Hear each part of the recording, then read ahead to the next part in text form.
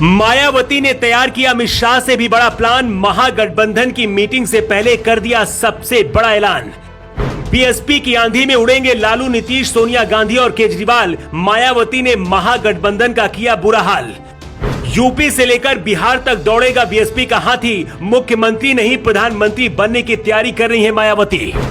मायावती बहुत दिनों से शांत थी, लेकिन अब अचानक से एक ऐलान करके पूरे विपक्ष को हिला दिया है। उधर जब नीतीश और लालू यादव सोनिया गांधी के साथ बैठकर पीएम मोदी को प्रधानमंत्री की कुर्सी से हटाने की रणनीति तैयार कर रहे थे, इधर मायावती ने एक तूफानी ऐलान करके महागठबंधन की धज्जियां उड़ा दी हैं। कहते हैं मायावती जो चाहती हैं देश के 90% दलित वही करते हैं। तो क्या 2024 के पहले मायावती ने इसी रणनीति से इतना बड़ा फैसला लेकर पूरे महागठबंधन को हिला दिया? लोकसभा चुनाव 2024 से पहले विपक्षी दलों को भाजपा के खिलाफ एक साथ लाने के लिए 23 जून को पटना में बैठक होनी है।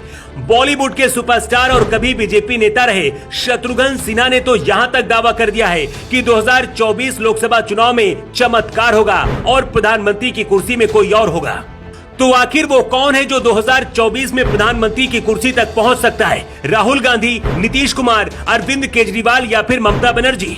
नीतीश कुमार को लग रहा है कि 23 जून को होने वाली महागठबंधन की बैठक में उन्हें पीएम उम्मीदवार घोषित कर दिया जाएगा, लेकिन ऐसा संभव नहीं लगता है क्योंकि महागठबंधन में भी कई प्रधानमंत्री बनने के दावेदार हैं। जब मोदी विरोधी गैंग 23 जून को पटना जाने की तैयारी में लगा है, इसी बीच मायावती ने एक ऐलान करके महागठबंधन की धज्जियां उड़ा दी हैं।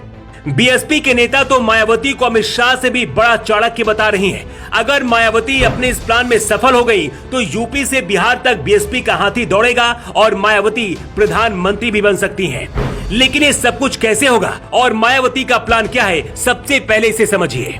23 जून को विपक्ष की बैठक से पहले मायावती ने ऐलान कर दिया है कि बीएसपी बिहार की सभी 40 लोकसभा सीटों पर चुनाव लड़ेगी। बिहार में करीब 18% दलित वोटर है, जो किसी भी पार्टी की जीत हार को तय करने में खास भूमिका निभाता है।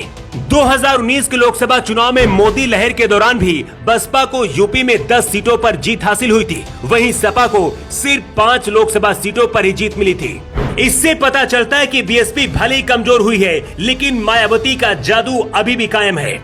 एआईएमआईएम के नेता असदुद्दीन ओवैसी ने भी बिहार के सीमांचल में कई सीटों पर चुनाव लड़ने का दावा कर चुके हैं। इधर बिहार के पूर्व मुख्यमंत्री जीतन राम मांझी भी इस बार बिहार के मैदान में कूद पड़े हैं।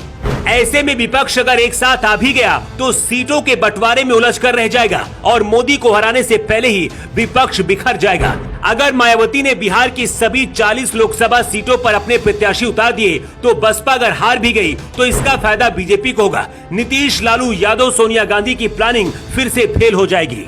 पीएम मोदी को क्यों नहीं कोई हरा सकता, इसकी वजह भी जान लीजिए। मोदी अपनी पार्टी के वन मैन आर्मी माने जाते हैं, मतलब आगे पीएम मोदी चलते हैं और उनके पीछे पूरी बीजेपी चलती है। लेकिन मोदी को हराने का सपना देखने वाले विपक्ष के अंदर एक नहीं बल्कि हर पार्टी का नेता प्रधानमंत्री बनने का सपना देख रहा है। नीतीश कुमार से लेकर राहुल गांधी, अरविंद केजरीवाल और ममता बनर्जी सभी को प्रधानमंत्री बनना है। ऐसे में विपक्ष के अंदर की यही फूट मोदी और बीजेपी के लिए संजीवनी साबित होगी। लगता है मायावती विपक्ष की रणनीति को पूरी तरह से समझ चुकी हैं, इसलिए वो अकेले ही अपने हाथी के साथ मैदान में दौड़ना चाहती हैं। 1 साल पहले मायावती ने कहा था कि मैं राष्ट्रपति नहीं बल्कि अगर प्रधानमंत्री बनने का मौका मिलेगा तो जरूर बनूंगी, क्योंकि बीजेपी पार्टी किसी एक परिवार के अंदर काम नहीं करती है। इसलिए आने वाले वक्त में हो सकता है कि मायावती बीजेपी के साथ आए और बीजेपी उन्हें देश की पहली दलित प्रधानमंत्री बना दे, ठीक उसी तरह से जैसे द्रौपदी मुर्मू को राष्ट्रपति बनाया गया।